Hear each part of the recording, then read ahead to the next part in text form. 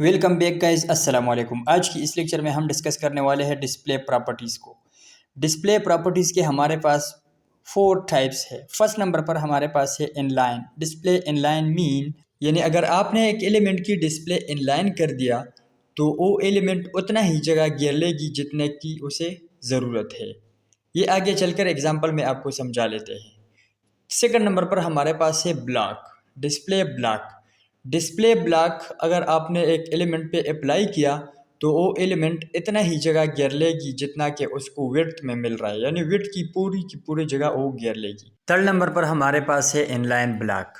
Inline block ये inline की तरह है, लेकिन इस पर हम पैडिंग और मार्जिन को सेट कर सकते हैं। इनलाइन में हम मार्जिन और पैडिंग को नहीं ले सकते और इनलाइन ब्लॉक में उसकी पैडिंग और मार्जिन सेट कर सकते हैं। चौथा हमारे पास है डिस्प्ले नन। अगर हम एक एलिमेंट की डिस्प्ले नन कर दे तो वो एलिमेंट कल आदम रहेगा, यानी ना वो एलिमेंट रहेगा और ना उसके लिए जगह रहेगी। डिस्प्ले नन हमें तब समझ आएगी जब हम विजिबिलिटी हिडन को जान लें।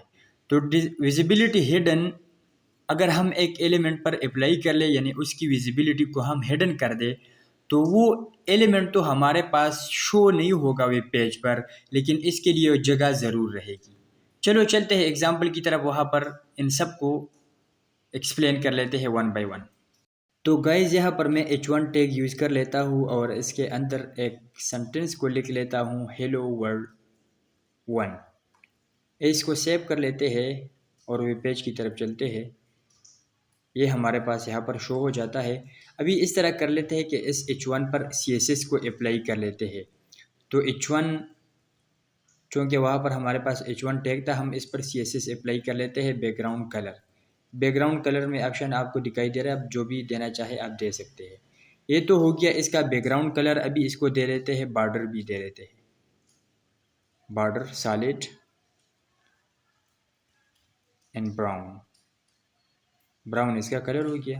ये आप देख रहे हो कि ये बिल्कुल इसने पूरी की पूरी जगह घेर लिया है। अभी इस तरह कर लेते हैं कि इन डिस्प्ले इनलाइन कर लेते हैं इसकी, तो आपको समझ आ जाएगी कि क्या डिफरेंस पड़ता है। तो यहाँ पर मैं डिस्प्ले कर लेता हूँ इस H1 का इनलाइन। डिस्प्ले इनलाइन हो गया और रिफ्रेश कर लेते हैं। यहाँ पर आप देख सकते हो कि H1 यानी हेलो वर्ल्ड 1 को जितनी जगह की ज़रूरत है उतना ही जगह इसने वेब पेज पर घेर लिया है। अभी सेकंड और थर्ड नंबर पर हमारे पास है ब्लॉक एंड इनलाइन ब्लॉक। इसको समझाने के लिए इस तरह कर लेते हैं कि यहाँ पर जो हमने H1 टैग यूज़ किया है इसको कॉपी कर लेते हैं, यहाँ पर 2-3 टाइम इसको पेस्ट कर लेते हैं और यहाँ पर इसके जो सेंटेंस है इसको भी थोड़ा चेंज कर लेते हैं ताकि फ़र्क समझ आए। तो इस H1 को मैं H2 कर लेता हूँ और इसको मैं H3 कर लेता हूँ। अभी इस तरह कर लेते हैं कि इन 3 हेडिंग्स पर CSS को अप्लाई कर लेते हैं। तो इसको कॉपी करके टाइम बचाने के लिए यहाँ पर इसको पेस्ट कर लेते हैं।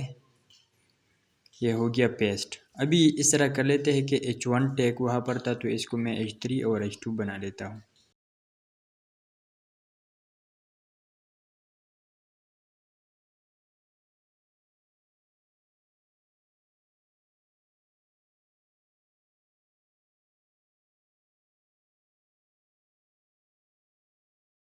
तो गाइज़ अभी बैकग्राउंड कलर्स चेंज कर लेते हैं ताकि तीनों बॉक्सेस थोड़ा डिफरेंट नज़र आए। अभी रिफ़्रेश कर लेते हैं, तीनों को आप देख सकते हैं। ये अभी तीनों के तीनों हेडिंग इनलाइन है, तो वहाँ पर हमें एक ही लाइन में शो हो रहा है, इसलिए कि इसने इतना ही जगह घेरना है जितना कि इसको ज़रूरत है। अभी एक को मैंने ब्लैक किया तो दूसरा भी देख रहे हो ना, इसने पूरे के पूरे वर्ड को घेर लिया है। अभी इस तरह कर लेते हैं कि यहाँ पर ये जो H3 हमारे पास है हम इसको कर लेते हैं इनलाइन ब्लॉक। अभी रिफ्रेश कर लेते हैं। यहाँ पर आप देख सकते हो कि इस H3 ने थोड़ा सा स्पेस ज़्यादा घेर लिया, यानी इसने मार्जिन और पैडिंग को भी एक्सेप्ट किया है। अभी हम इस तरह कर लेते हैं कि इसको थोड़ा सा पैडिंग दे लेते हैं। तो पैडिंग में दे देता हूँ 50 पिक्सल।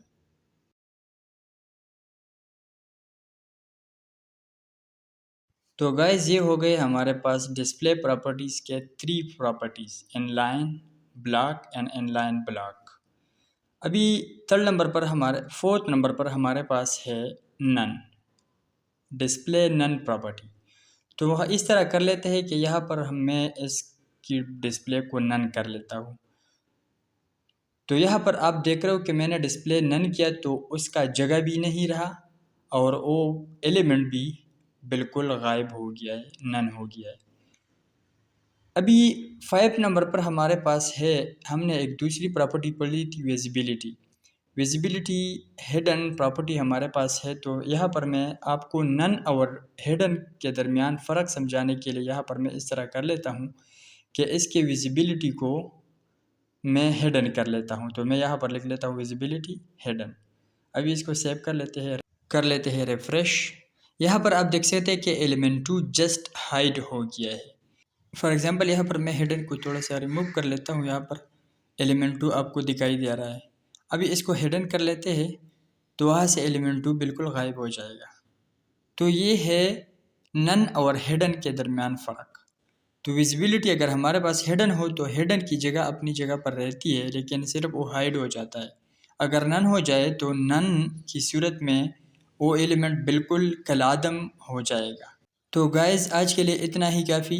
नेक्स्ट वीडियो की तरफ चलते हैं। अल्लाह हाफिज़।